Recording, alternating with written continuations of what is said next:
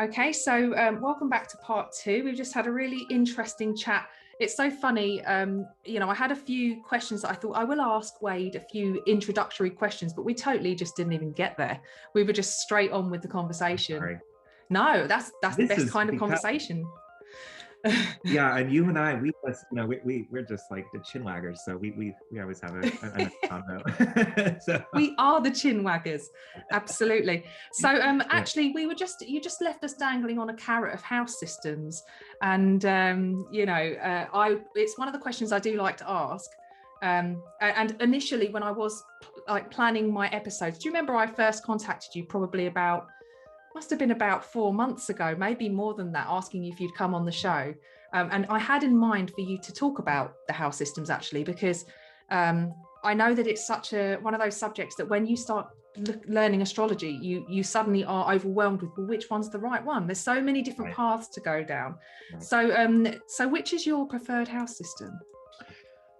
I'll tell you what I use.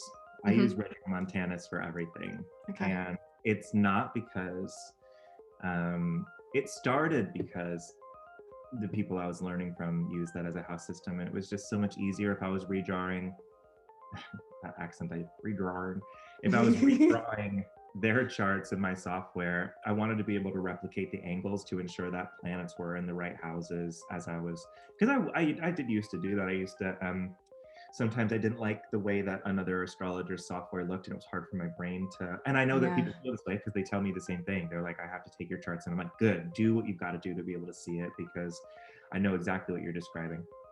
So I started that way.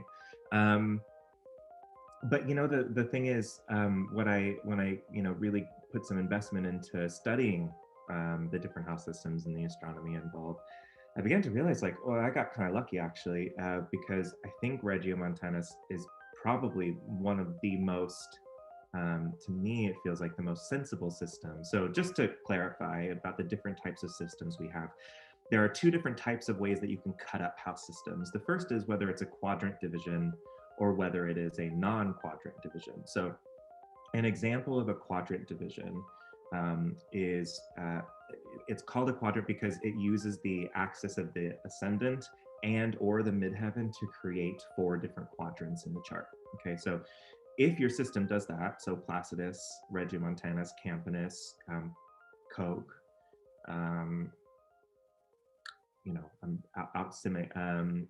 Alcibiades semiarch, those are quadrant systems.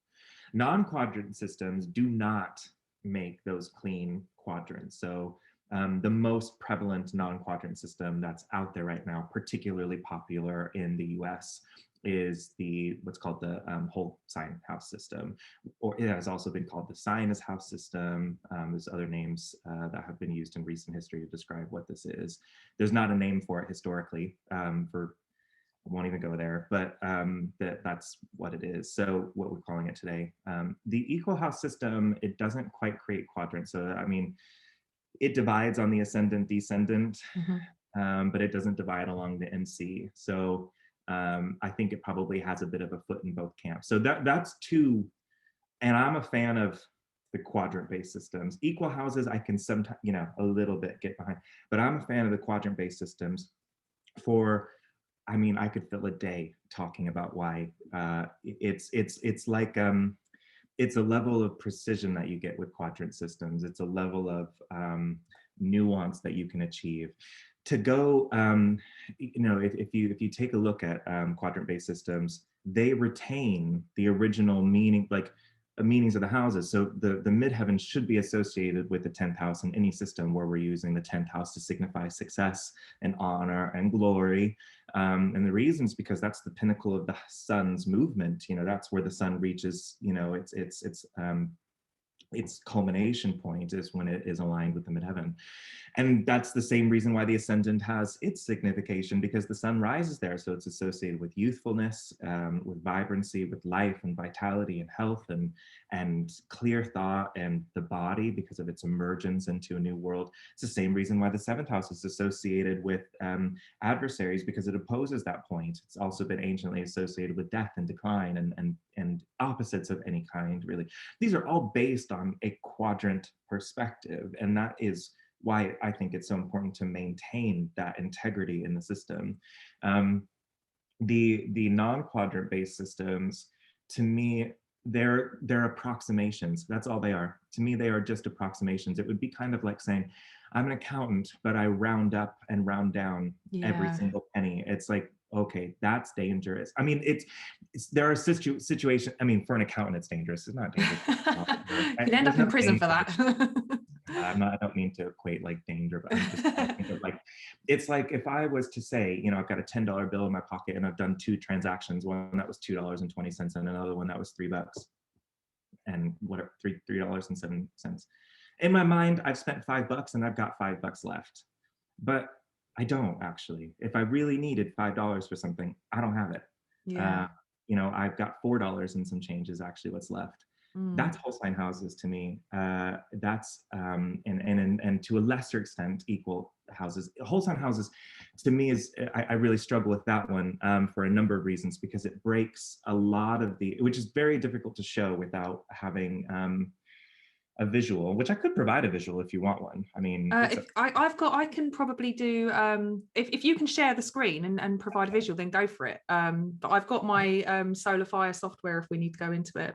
Oh, it's not that. I have just this like quick image that I just need to figure out where I can, I know exactly where I can find it. Here, give me a second and I will locate this. Okay, well, while you're looking for it, I'll just say that I've never heard the whole sign or the equal house system described in that way, but it makes a lot of sense to me.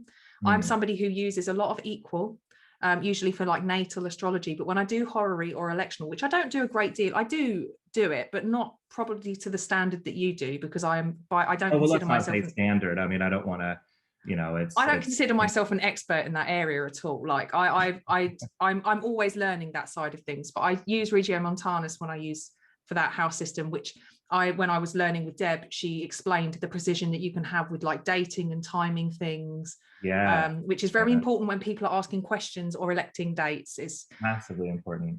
But yes, I haven't translated that into my natal astrology readings. I've just stuck with equal, and I think it's because I was raised on equal, and I like equal. I don't actually have a problem with equal. Yeah, like that. Equal makes a lot of sense to me. I can show you just if am I able to share my screen? If you want to make that something I can do. I'm not sure you can, because I'm the person calling you, which is yeah. Kind so of if annoying. You go down to where it says share screen, there should be a little green up arrow, and then there's something that says advanced settings, and one of the options says allow participants to share screen. Oh, can I see that?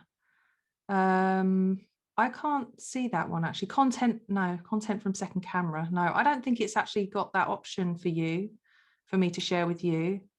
No, it's not giving me that option, I'm afraid. So where it says, there's an advanced options at the bottom though? Yeah. It's at the top on my one. It says advanced options. Let me come out of that quickly. See if there's any other options there for me. Advanced sharing options. There you go. All participants. There you go. Oh my gosh. You learn something new every day. You can't stop teaching, can you? Okay, go on, have a go. Let's see if it works now. Yeah, it's on. Okay, so I'm just going to open up this window. So can you see this? Oh, you've blown my mind. All right, so I'm going to show you something. So wow. You know, this requires maybe a little bit more explanation than I'm going to be able to give in a presentation, but yeah. You know, part of this is just this recognition that, you know, when we talk about different systems of measurement, let's just start here. So ignore what I've got on the screen for just a moment. When we talk about different systems of measurement, there are 2 different systems that we utilize. The first is in ecliptic based measurement, or longitude, which is a secondary form of motion. We are measuring the planets as they move throughout the signs. And it's called secondary because it's the less obvious one. The difference between the sun being at 1 degree of Leo and 2 degrees of Leo is almost imperceptible to the human sense. I mean, it's something that it's much slower. Primary motion is much more immediately obvious, because that is about the Earth's rotation, the fact that the sun rises, hits the southern angle, and then sets, and it does this every 24 hours. We can literally watch in one day the sun rise and set. It's very easy for the senses to pick up on this, and that's called primary motion. The signs the division of the signs is based on a form of secondary measurement, secondary motion, but the division of houses was always meant to be a measurement of primary motion, and the ways in which the planets arise over the horizon. What does that say immediately as they've risen? What does it say when they've culminated on the midheaven? What does it say? We're talking about primary motion. It's a totally different system. So I told you that there's two different separation points. There's a one way of typing houses by quadrant versus non-quadrant. Yes, you're familiar with this. Yes. We just spoke about that. The other method is that you can do a division of the ecliptic for the houses. So the equal houses is a good example. It's an indirect division on the ecliptic. So if we've got 5 degrees of any sign rising, every house will be 5 degrees of whatever sign is, 30 degrees, 60, 90 on, right? That's how it kind of divides. So that's an ecliptic based one. And then in a minute, we'll talk about the other ones where, you're dividing space and you're dividing time. Those are the other two different systems. Now, the ecliptic division systems, where I worry about the ecliptic division systems, is that is the division of the ecliptic is a form of secondary motion measurement. It is not necessarily meant to be the way that we measure the houses, which are supposed to be talking about in a 24-hour period, the way things pass in the sky. So the equal house system, for instance, is rough and ready, quick, easy. And to be honest with you, in my head, if somebody tells me I've got 15 degrees of such sign rising, I'm probably going to be using equal houses. It's in my head, it's the quick change. It's easy for me to work with. So every cusp then will be 15 degrees of its sign. I'm going to assume that the midheaven is roughly, and it's wrong, but it won't be exact, but it will give me somewhere to begin of some kind of conversation if I don't actually have the chart in front of me. But and it equal house systems, that system does not break the idea of primary motion. Whole sign houses does break the idea of primary motion. So my perspective is, and I know that it's controversial, and I think people think that I like to really revel in controversy. I don't. I just recognize that it's very hard to have an open conversation about this point without people getting quite militant. And so I'm trying to just say, look, save the passion, save the emotion. Can we just talk about the math involved? Like, you either are on board with what I'm trying to say, or you don't see it, and we move on. Like, it's not a big, I don't care what you do yourself, but I do care, if you're going to go out there and say this is the best system. Well, hold on, because we should have a conversation about whether or not this actually qualifies as a house system.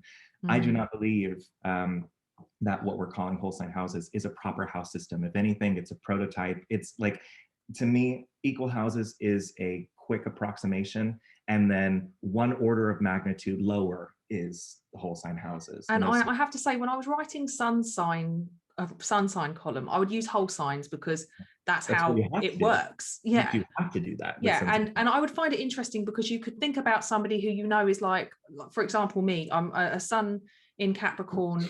And I've got Gemini rising. So if I was writing if I was saying to somebody, read your horoscope, I would say read for your sun sign and ascendant.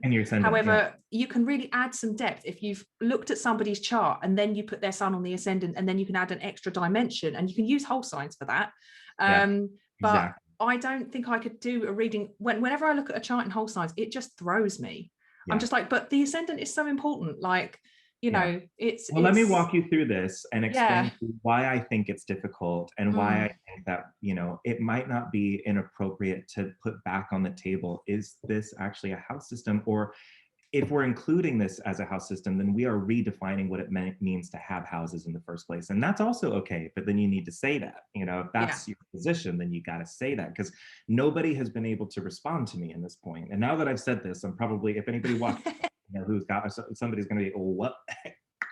It's going keyboard warriors at the ready. Exactly. So I want to just show you, oh my gosh, it's a bit too big. Let me see if I can just zoom out a little bit. That's as good as I can get. All right, so let me just quickly show you the idea here. I'm going to show you what happens anytime a planet changes sign in the whole sign system, and why it breaks primary motion. You can see these charts are all set for London. They're at different times of the day. We're going to be looking at the position of the moon. And you can see this is on the 19th of August, 2020, 8:15 a.m. British summertime. And we'll use just some increments against it. So, I'm taking a look here at 9:15 BS. How do I actually... I just realized, oh, I know why, because I've got my mouse, my annotation software. We got 9:15, we'll look at 11:15 2 hours later, and then 12:15. So you can see that for the most part, we're just taking, we took out the 10:15 a.m. chart because that's not going to help us, but 8:15, 9:15, 11:15, 12:15, we're just looking at 4 different times. Now, let me ask you, Stephanie, what are the significations and meanings of the 12th house to your understanding? Well, for me, the 12th house is kind of like the house of self-undoing. It's where we kind of don't particularly have much awareness about our own self-sabotage. It's the house of secret enemies. I kind of describe it as the person loitering behind the door when you've opened it, so you can't quite see who's there. Yeah, and you don't even realize sometimes that these people are acting. The thing about the 12th house is, you know, Ptolemy would talk about how when planets rise there, they don't appear in their true size, their true color. I don't know if you've ever seen a full moon rise, but how massive does that thing look? We had a super moon here the other day that rose, and I was driving down the road, and I said to my boyfriend, I was like, is that the moon? It's was incredible. The biggest thing it's the biggest moon I've ever seen. I was really upset that I was driving because I didn't get a chance to actually look at it. It's beautiful in a way. It's gorgeous. Yeah, it really is. But these things appear much larger than they should, and not in their true shape either. You know, the moon tends to look flatter because what's happening is atmospheric distortion. Yes. And this is not a modern thing. I mean, this is anytime that heat rises off of the surface of something, what you end up with is a mirage. That's where we get, you know, mirages like oasis mirage, you know, trope in deserts. You know, well, it's interesting because I have described the ascendant sometimes as that point of refraction, where, you know, you've got your own personal ascendant is your rainbow coming out and coloring the chart and flavoring every single planet with your ascendant and that particular degree. But that almost, as you're saying, that kind of that distortion that you get with that rising area, or, you know, it blew my mind, that moon the other day. You just bringing that up, I just thought, yes, I can completely and utterly relate to that. Right. So the very first thing that I would have to say about my concern with the sign as house system or whole sign houses is that that is a real visual phenomena that has decided why the 12th house has the signification that it has. And if you take a look in the whole sign system, all of this space, which would from 0 degrees of Virgo in this first chart all the way to 20 degrees, is considered the first house, which is indicative of life and health and vitality. But this is exactly the area of the sky that we would associate with the inverse of those things, with illness, with hospitalization, with jail, with imprisonment, with because things are trapped in this space. They can't be themselves. It was a very consistent idea that the ability for a planet to reflect its light back to us purely was an indication of power. And at any stage where that got hindered, it was an understanding that there is a sense of being overpowered, locked away. And this is why eclipses have that kind of signification. Occultations have that. Planets that are too close to the sun, they all have the same symbolism because it's about a cutting off of light. We're not seeing it's getting dark. We're not seeing the true nature of something. So the 12th house has that associations.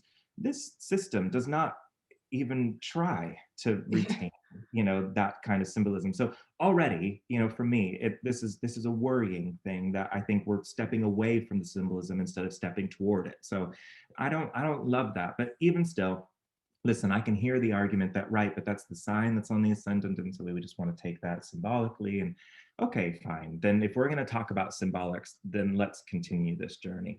So in this house at 8:15 a.m., the ascendant is at 20 degrees of Virgo and the moon is at 29 degrees of Leo. So anybody who would be signified by the moon in this chart would be described as a 12th house energy. This would be a planet that, you know, could potentially, if this was a horary or if this was an event chart, it could be pointing to somebody who's hospitalized or somebody who's imprisoned, somebody who is chronically ill, somebody who is, you know, involved in some kind of secrecy or some shadow.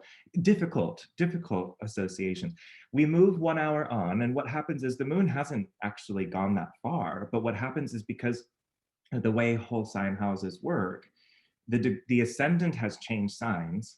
And so now the moon is in the 11th house. So Stephanie, what do we know about the 11th house? What is your perspective on that house? Well, I was actually just thinking about this earlier, and I was thinking it's kind of the house of the clubhouse, where you get together with the people that you've got interests that are very similar, a bit like astrology. When we go to our conferences, it's our associations with people who have a shared goal, you know, working together in order to leave some kind of legacy, to leave the world a better place than we found it, that kind of thing.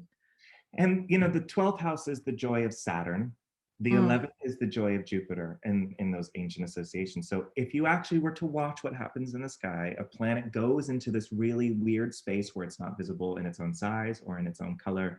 It continues to rise, and suddenly it gets to a point where, wow, I'm trying to get a little bit of light in here. I feel like that just happened to you a little bit with the light.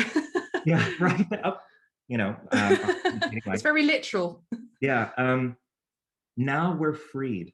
You know, the 11th house is it's associated with freedom from imprisonment, freedom from any kind of restraint.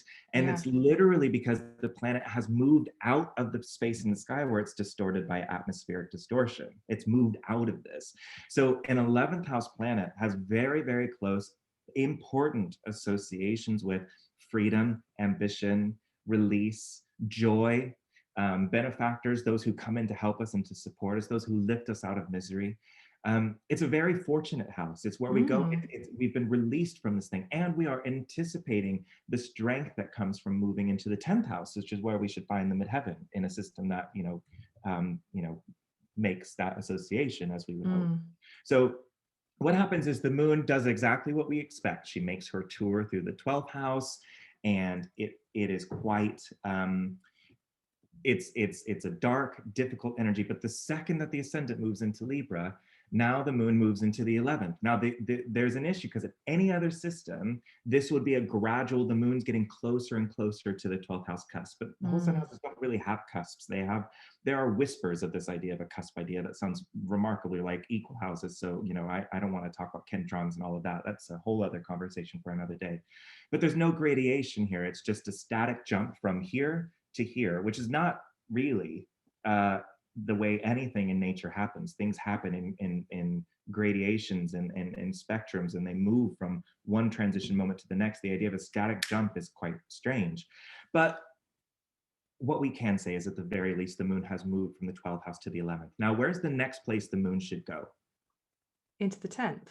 Yeah, of course, but not in a system like this, which has, you know, no understanding of its relationship to primary motion. Because look, we've moved now from the ascendant is at 1 degree of Libra, and in 2 hours time, the ascendant will be at 22 Libra. The moon will have moved houses again, and now she's back in prison. Now she's back in jail. How this interesting. Should never happen.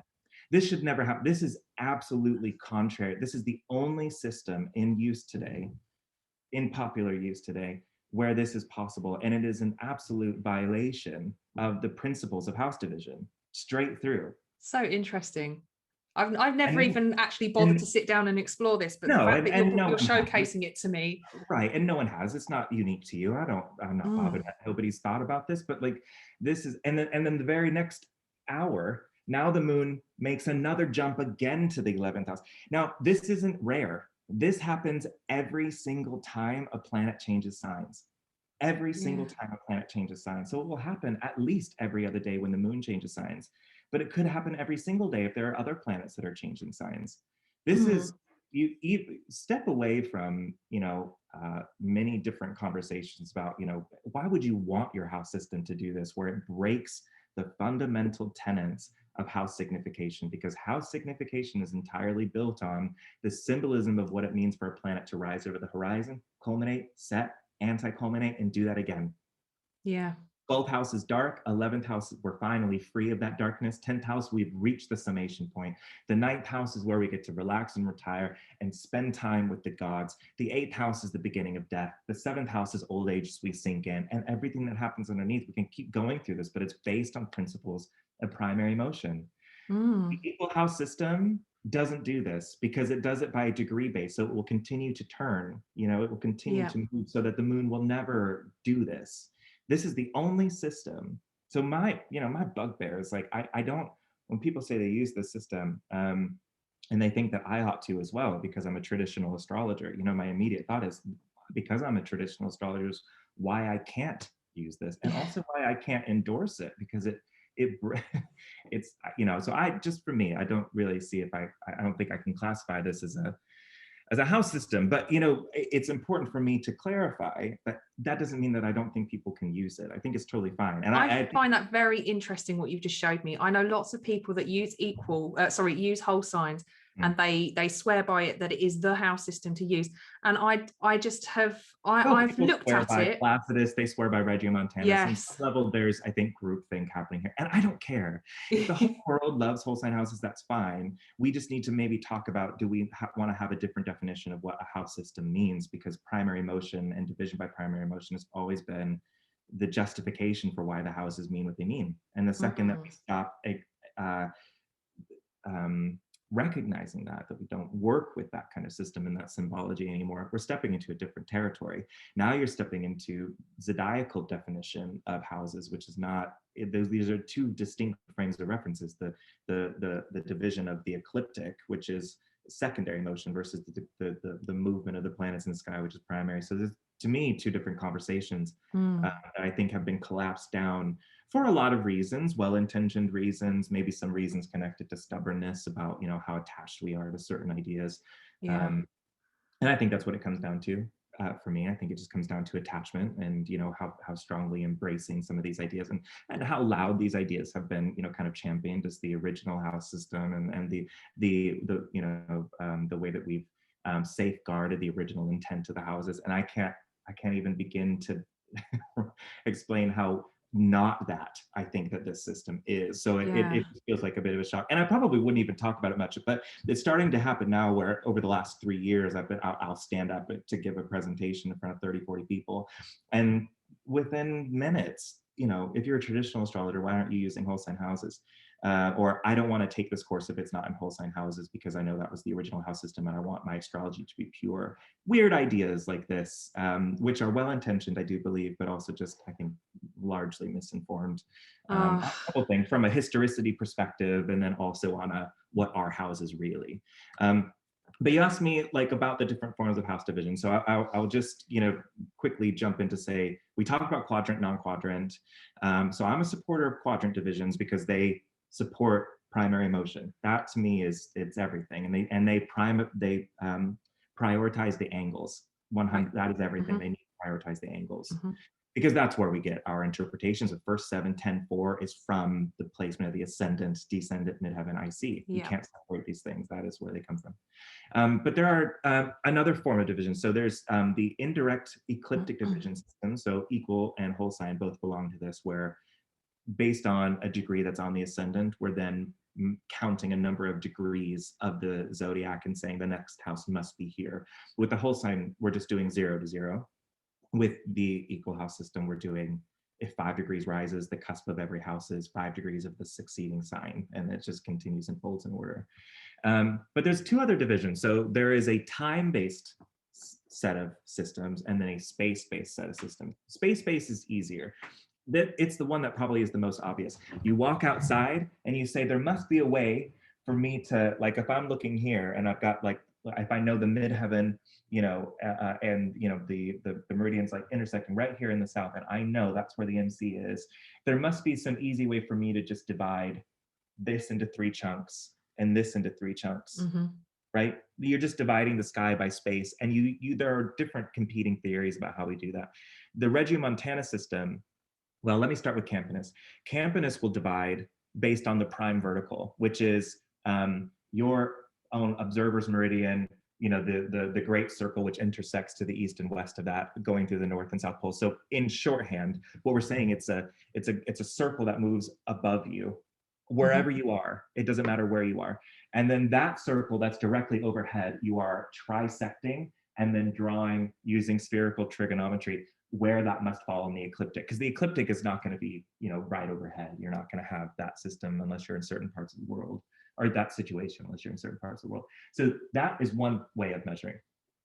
This is the Campanus system, which Rudyard really actually quite loved, because what he said was, this is great with personal psychological astrology because it is entirely a house-based system, entirely dedicated to the observer's location, and the division of every single house is 100% reliant upon where that person stood at the moment that they were born. I like that. Right. But the problem is that because the ecliptic and the equator are not even, what ends up happening is the further north or south you go, the more house distortion. So you can end up with a house that has like 2 signs, and you live quite far north, so you understand how dangerous this can get when you go, really far up there.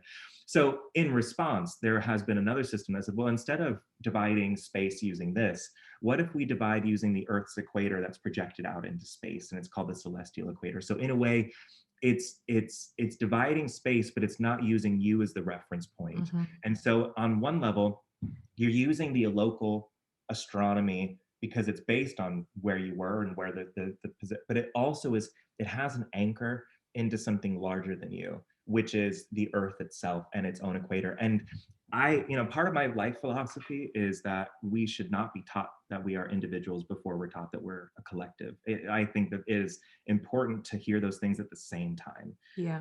Western society is very much insistent on you're an individual first, and eventually 10, 15, 20, 30 years later, you understand maybe what it means. You never really understand because you weren't culturally raised with it, but you start to begin to understand, actually, there's a whole world here that I need to kind of think about. They need to be married. And so for me, philosophically, I find it very powerful that the Regiomontanus system, it does divide by space, which feels like an obvious division, but it anchors that space in something bigger than myself. And so it's not so me focused. I get very nervous around things that are too individual focused. So the Campanus system, I get a little. Now, those are the space-based systems that are most common. There's also the time-based systems. And basically, the idea that we're using for time-based is we take a look at how long it takes for, the degrees that's on the ascendant, how long, which degree between the ascendant degree and the midheaven degree is 2/3 of its way in that journey between the ascendant and the midheaven. Because if you were to look on your clock, maybe at 8 o'clock in the morning, there's a certain degree on the ascendant. And then a couple hours later, that degree is now on the midheaven. Okay. So maybe 6 hours later, that degree is on the midheaven. So the essential mathematics that's involved is we take a look and say, well, which if we're saying it's exactly 6 hours, which degree is 2/3 of the way through that journey, of their own journey? That would be the 11th house cusp. Which one's only 1/3 of the way? That would be the 12th house cusp. And that's going to be the Placidus system. Now, I can feel the audience's eyes glazing as they hear it. A lot of math. And it is a lot of math. And this is why I don't use the time-based systems over much, because I think that there is a lot of, it can be a little bit complicated to kind of explain. I think it's very off-putting if you're a young or early astrologer and there's so much to learn about house systems, and then somebody starts going on about maths. And, I know that a lot of people that I've studied astrology with are very illiterate when it comes to mathematics, including myself. And that's okay. It really is okay. And you don't have to know everything. I think it's good to understand the mathematics of your system from a theoretical perspective. And that's as far as you need to go. I think it's great to take a course once, understand it then, and then you don't ever need to really remember it again. As long as you knew it at one stage, you'll never really forget it. It's always going to be in your heart. You'll always get it. So to me, that's why this course is so important to me, because I feel like there's a whole generation of folks who are very interested in astrology, who don't have somewhere to go for reliable understanding of the astronomy that's informing their practice, and maybe don't know the right questions to ask about, the kind of symbolisms that they're employing. So, this feels like a very Jupiter, Saturn in Aquarius kind of course. It's like, we've got the belief, let's get the practice and the reality of what you're actually doing and bring it together. And then once you can feel like you have some handle on that, go off and do what you'd like to do. Yeah. But I think the concern is proselytizing before you've even made an attempt to understand any of these things. And when you were saying about that girl who says, I don't want to do anything unless it's an equal, because I don't, that's what I've learned with, and I can't, it's almost like the brain doesn't want to try. I think I was saying in one of my podcast episodes, talking about the 3rd and the 9th house axis, actually. Oh, okay. And just saying that belief is the death of intelligence. And I'm not saying that, you can hold beliefs and be like totally ignorant. I'm not saying that as across the board. However, when you do commit yourself to an idea and you wholeheartedly throw yourself at it, you really do close the doors elsewhere. And that can be a point where you stop yourself from developing. And I think I would, if I were to rephrase that in a way that I think echoes maybe how I feel, I think it's attachment to ideology does this. Yes. We've got these Aquarius placements, so we can talk about this from a very detached point of view, because I literally don't care. I don't, like, I'm not fussed about, what people want to do or how they want to practice. And I've changed my mind more times than I care to count, because at the end of the day, if I'm presented with new information, I was never really attached to this. I just thought that made the most sense. So if you've got a better point, make it. I just don't know that I'm not hearing it. So yeah.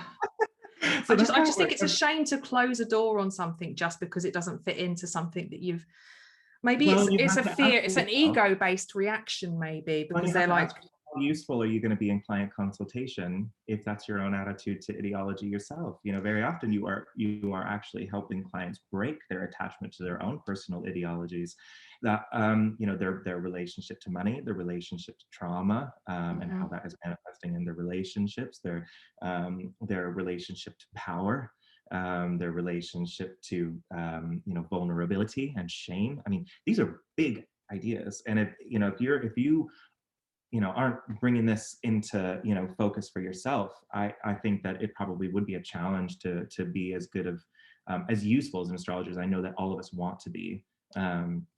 So when people say that, I don't want to take this course unless there are two positions here. Either stick with us and see if you can maybe adopt a growth mindset as we move through this, and no, we're not telling you what to do. We just want to introduce some ideas, and then you make the decision for yourself where you want to go.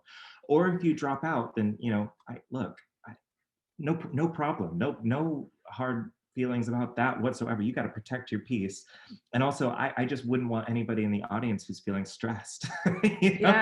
If that's not for you, then go with God. I'm and ultimately, it's like you said, with this water bearer pouring from that jug, you give a bit of yourself in these readings, and people come to you because they resonate with you. So if you are somebody who is committed to a certain way of seeing the world and practicing your craft, that's your way, and go ahead and do your thing, and you're going to attract the clients that you need. And we don't have to be like militant about who's right and who's wrong. Like you said, you're relaxed about who adopts what. There's no point losing sleep over other people's choices in life. But it is a shame sometimes when you do hear those statements and you do feel like you're really you're not allowing yourself to fully experience something. That's the thing that upsets me the most. It's not about refusing to see something a different way. It's the experience and the enrichment you can get personally through exploring those different avenues. And I to me, it's just like, how rich do you want your toolkit to be? That's it. I'm not gonna fuss if somebody who builds a house says I'm only going to use a hammer. That's your business. But I don't know why you wouldn't have a screwdriver with you if you could. I don't know why you would have a level with you if you could. Like, there are options here. Exactly. And to me, I think that the closer we get to the origin of the symbolism we work with, the better the relationship we form to it, and we start to feel what feels right for us and what doesn't feel right. So the only time that I ever take issue is when somebody tells me what I should do. And or tells me something is the case when it's very evident that I don't know, that the necessary research is there underneath to kind of. That's usually somebody with Mercury and fire, Mercury and Leo or Capricorn. Mine's an Aquarius, but it's got that connection to Saturn and Uranus by sextile, very close sextile. So, but again, I still don't care. It doesn't bother me. There's a whole world that bothers me in my own personal life. I don't have time to worry about people's personalities also. So, exactly. Well, but the house system I use is Regiomontanus because I like the space-based systems, and I like that it's anchored in the Earth, and it's a nice mixture between Earth, collective, and individual. So. And I also use that for my horary and electional practice, which is because I tend to adopt whatever I'm taught on. So if I'm taught natal on equal, I go for that. And if I go for, Horary and Electoral on Electional on Regiomontanus, then I've been looking at that, and then I really get into that. So I can see the pros for all of those, and you've really made a good case today for me to explore house systems more, and I think other people are going to now too. And there's no fear; they shouldn't be scared to explore. I think if you can't hurt you. Sorry. Ideas can't hurt you. No, Knowledge they can't. Exactly. So that was like so much more in depth than I was imagining we would ever go. But you've created an entire course on this, then, have you? Is it a workshop? Well, or well, I don't want to say created, because I am. I have not got it all together, but the building blocks are there. I'm like, I know exactly what we're going to talk about here and here and here, and I know, it's just a matter of finding the time to lay it out. It's not easy. No. These people, I just want to say to the whole world of mostly women, who have built courses around astrology, I'm so amazed by all of you. It is so much work. I thought, me being me, that I'm just going to sit down and this is going to take 2 weeks, and oh my goodness, it is so much effort and so much work. And I think we should just, all turn a moment of gratitude towards the women and men. But most of the courses that I've taken and that I've seen really have strong investment have been either founded by or continue to be developed by women in astrology. I don't think we talk enough about how women have protected astrology over the last century and a half anyway. So anyway, I'm just in amazement about the process of course development and the role of women in astrology, and I'm very grateful for them. Well, I just have some feedback for you, actually. I had, when we were at one of the conferences that you happened to do an electional presentation, which was not the longest presentation in the world. You don't get long at a conference. You just have to kind of condense a lot of really good ideas and present it in a way that's going to really engage people. But I was with a few people who said, I have sat in many horary and electional classes and just felt like it was a bunch of gobbledygook. But when I sat down and watched Wade, he made it come alive for me. So you have a gift as well in relaying information that's very complex and making it very accessible to people. I was very lucky to be trained by what I believe are some of the smartest, kindest, most empathetic and engaged women in the business today. And that's what it comes down to. If I didn't study with Wendy, if I didn't study with Deborah, if I didn't have Lee Lehman as a mentor, I have been incredibly blessed with a strong collection of women around me who have supported my growth. And so I can't really take credit for this because, what it is it's the result of training and hard work and encouragement that really rests with them. The only thing that I did was show up. So I'm certainly grateful for those kind words and hope to live up to them. You absolutely do. And actually, do you know what? This second half has flown by. We've been talking I now. realized that. I was like, wait, you need to just zip it about house systems now. Oh no, it's so fantastic. And it's been an education for me as well. So it's, I love a conversation where I am just intellectually fired up. I'm so glad that it isn't too late in the day for me, because if this was just before I was going to bed, I wouldn't be sleeping right now. and that was the problem with astrology classes. I used to come back from my class and I'd get home at about 10 o'clock in the evening, and I'd be like firing on all cylinders. I'm moving house and I'm in this new place, and it kind of reminds me, some of the setup reminds me of the house I had when I first started learning astrology. And I was up until, I'd open up my book when I got home from work 10, 11 at night, and I would be up until 2, 3, 4 a.m. Yeah. And I don't know how I did that. I don't know how I did that. It's the gift of youth, I guess, to be able to I think sometimes when a subject chooses you as well, you're given a little bit extra that you can work with while you're really immersing yourself. There's something wonderfully life affirming about finding an artistic path that it speaks to you on a spiritual level in a way, doesn't it? So I know what you mean. It grabs your attention and it connects you with yourself and with the divine, and whatever you mean by that word, but yeah. Exactly. So I've really enjoyed this conversation, and I would absolutely love it if you would come back and do another show with me at some point again. No, 100%, of course. Yeah. Amazing. We always have a good time. I know. Okay. So just a reminder of where people can find you. You've got wadecaves.com. Yeah. And then sta.co. Those are the two places I'd point you to. And then if you want to just have a really fun website that you can cozy up to, skyscript.co.uk is Deborah Holdings' website, which is full of amazing resources that help train me up in the early days of my time with traditional astrology. So if traditional is a newer thing for you, or maybe medieval or Renaissance astrology is newer, even if you are maybe you're versed in Hellenistic technique, and there's a whole lot of info on skyscript.com, and I think everybody can find something there for them. So yeah, definitely. I know somebody who's practically entirely taught themselves astrology based on SkyScript. I'm not surprised. Yeah. I believe that is possible. You can get really far between the forum and all the articles, incredible articles, which were republications of Deborah's Traditional Astrologer magazine, which had, I don't know, less than 20 volumes, fewer than 20 volumes, I think. But just amazing material. Yeah. Well, thank you, Wade. I can't wait to have you back on the show at some point when our stars align again. And good luck with settling into your new place. Thank you so much. And if I ever happen to be in the neighborhood, I will swing by. Oh, well, yeah, we'll grab a beer. Come on. Oh, I would love that so much. When we're allowed to fly places again, that would be perfect. Excellent. Absolutely. Lovely. Thanks very much, Wade. Take care. Thank you.